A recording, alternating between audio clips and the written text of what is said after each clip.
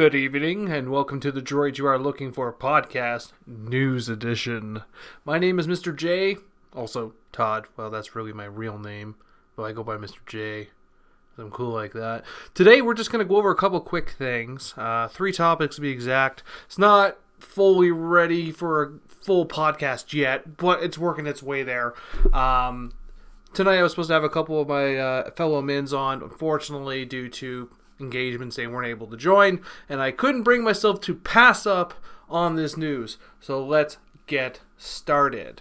First thing we'll talk about is Star Wars Episode VII. Getting a little bit out of control, if you ask me. And what I mean by that is they're full of shit. There's way too many possibilities in this world, yet nothing is still concrete.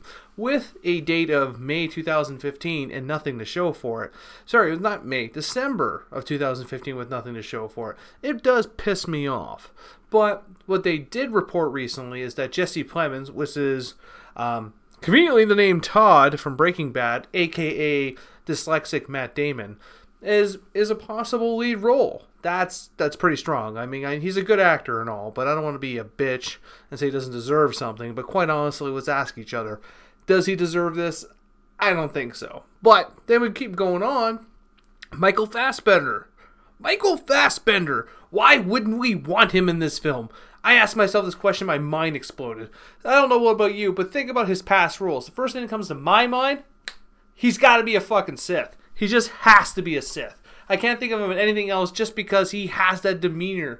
Especially when you see him in Magneto, you see him in The Bastards, you see him in that shitty Prometheus movie that we don't talk about with people. He is such a great actor, and he was in 300. I keep forgetting about that. So this is a good role for him. And then you have other characters, Adam Driver, and then my personal favorite, Hugo Weaving. How do you not want this man in your film? I'll never know. Because quite honestly, he's Vendetta. I mean, realistically, all I hear is positivity from Hugo Weaving, and he is a perfect match for this movie. Well, my opinion is this. He'd end up being some type of Jedi. Why not? He's terrifying. He's got a commanding voice. Why not? And I think he brings a lot of acting experience to these type of roles, especially from his roles ongoing in The Lord of the Rings. Why not? Put some fresh blood in there. Try it out. Now, there's also a lot of people they jumped over. There's still Benedict Cumberbatch, which his role in Sherlock is amazing. But then you have his role yet again in the last Star Trek. This guy is on a roll. He's just thrashing everything. He also was the dragon in Lord of the Rings. Like, this guy is on a roll. Then you got Michael Jordan, Jack O'Connell, Saoirse Ronan, Sullivan Stapleton, and more. All these people, we don't know shit yet. And that's what pisses me off. Is that they're going to make this blockbuster movie that a lot of people, including yours truly, and I can say this, don't want. Because, let's be honest here, the original trilogy, amazing. The second trilogy, yeah. Even with Liam Neeson, still on the fence. And Ewan McGregor was amazing as well. But then we move on here. Now the rumor mill is that Mark Hamill, Harrison Ford, and Carrie Fisher all said to be interested in doing it, but they never sat down and actually had it officially happen yet. Why not? That'd be a great selling point for this movie. I don't see why not. But also, there was a huge screenwriting change. That's insane. They basically brought in Lawrence Kasdan, who did Empire and Jedi. That's huge. That was an article that me and Mr. Baker brought up a long time ago. That is a huge article. And now they're saying they're trying to focus on the offspring of Luke Skywalker, Han Solo, and Princess Leia. They're going to try and do something from that, which would be cool. I think there's nothing wrong with that whatsoever. But, I mean, there's just too many pitfalls we can go for at this point. Now, like I said earlier, this date is December the 18th of 2015, and that's still a ways away, I get that. But don't you think at this point they would have some type of possible script or something, or some type of teaser trailer? Like, let's be honest here. If I don't see something at the Super Bowl, I'm not going to believe that this is going to happen in December. Because quite honestly, you know what, I may not be a hardcore Star Wars fucking geek fanboy, but I tell you what pisses me off is people not meeting deadlines, and this would be one of those things that would upset me. And I am the Knight. That's right. It is time to talk about the new Batman update. Now, it's kind of like I called it down the line. Let's be honest here. We saw this coming. We just didn't want to admit it to each other. We seen it coming in from a mile away. I was a huge fan when I heard that we're going to get a Gotham Origins show. But originally was presented to us fanboys is that this is supposed to be a Commissioner Gordon Origins film and him dealing with the villains as they're slowly coming into their own. Now, with recent information that just came up, is that it's not as much about James Gordon as that we're going to circle back to Bruce Wayne. And we're going to start from the time when he was a child. Now, that can be an issue. But keep in mind, though, they talk shit about Smallville for the longest time, saying that show would not fly. And we got 8 to 9 seasons out of Smallville.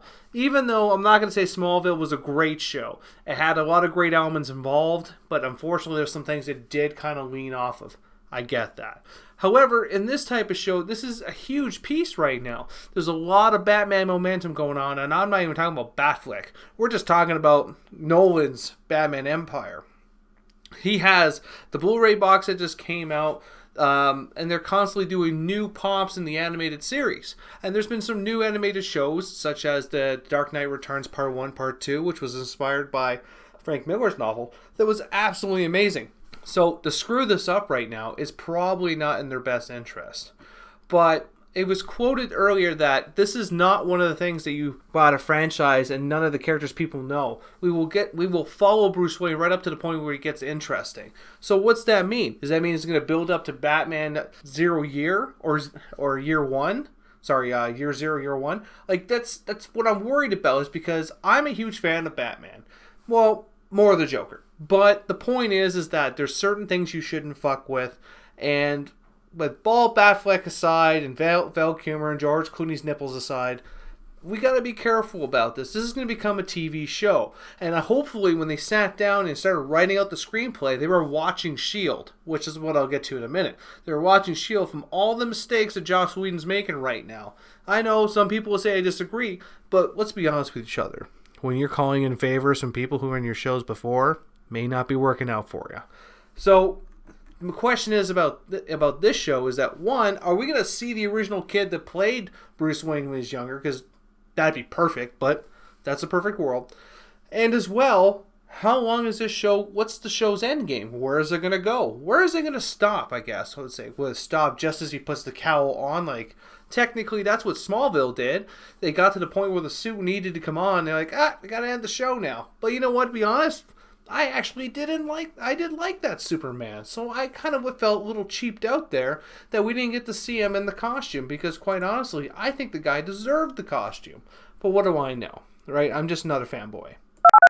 If they cast David Boreanaz as the Joker, midgets will be punched! It's game over, man! Game over! What are we gonna do? That's right. Well, we're at the tail end of your acting career. What can be worse? Hey, there's a TV show that's really flopping. Oh, I should be in that. Oh, God damn it, Hudson. What are you thinking? Yeah, I'm raging over Bill Paxton joining the Marvel's Agents of S.H.I.E.L.D. You know what? Maybe. We get 4 episodes out of him. Maybe this is going to turn out. Maybe it's going to fix everything. He's going to play a character named John Garrett, who was in Frank Miller's version of Elektra the Assassin. Fine. I get it. I get that they need to try and bring up the show. So you're bringing Bill Paxton, who is a renowned badass. Well, no, he's not. He's had a lot of bitch roles. But I like Bill Paxton. I always have loved his work. They must have offered him a lot of money, because he wants to come in here and they want him to bring in this new type of attitude. Let's be honest here. The show's flopping, okay? Whedon basically said at this point, he goes, I wanted to bring in a rough and tumble former cohort of Agent Coulson with a little bit of attitude and cigar smoke and swagger. That's Nick Fury. I'm sorry. That is Nick Fury. That's who that is. So it makes me wonder to myself, I'm in my lunacy, is he going to do everything to get this show off the ground? Like, I tried watching episode 10. My eyes started bleeding. Like, there was blood in my tear ducts. I was crying blood, people, because I could not finish the episode. I'm going to have to go back and finish it just so I can completely bitch about it another day. But what happened here, Joss? What happened? Bring us back, buddy. Bring us back to the golden days of Buffy the Vampire Slayer and Angel. Bring us back to that. Bring us back to Firefly. Because you know what? You're running out of areas to go here. Yeah, sure, you've had X amount of TV shows. I respect you for that. But at the same time, though, dude, it's time. Bury it. Just go get the shovel up back. Bring the dog around the shed. Name Shield. Put one in the back of its head and put her down and put her in the ground. That's what I'm saying. Maybe, I don't know. I'm going to watch it, though, because like everyone else, we think that at one point there's going to be an Avengers cameo. Now, even the episode they did as a homage to Thor, if you want to call it that, it still was essentially weak. But then the episode thereafter was actually very good. So, I don't know. Like, I mean, I'm trying to find a good comparison here, but I got nothing. I got nothing to go with this. So, that's the news of the week. I know it's only been a 12-minute rant, but these are the topics that we would go very in depth. And if Andrew was available right now, he would agree with me full-heartedly right now that we need to get deep on this. And we will very, very soon. But I wanted to pop this out so everyone knows that, one, what do we say about S.H.I.E.L.D. that we haven't even said? Two, Fox, if you can hear me, please don't fuck this up for me. You have no idea how much I'm a fan of Batman. Please don't do this to me. I appreciate it. And finally, Star Wars, get your shit together. Give us something here. I better see an advertisement on Super Bowl Sunday. And with that, thank you for tuning in for the Droid You Are Looking For podcast news edition. I'm your host, yet again, Mr. J. Thanks for listening. One last thing before I go, I have a boy here named That Joker Guy that is a friend of mine that is selling some art right now. For Valentine's Day, he is offering a special 2 prints for $30. That's actually a fairly good deal. Also, he does commissions. So look him up on Facebook.com, That Joker Guy, or go to Etsy and look up Sin J. And when you get there, you tell him the Droid sent you and you enjoy his artworks. It's pretty badass because yours truly here even owns some of that art. And with that said, enjoy your chimichanga. Play me out, boys.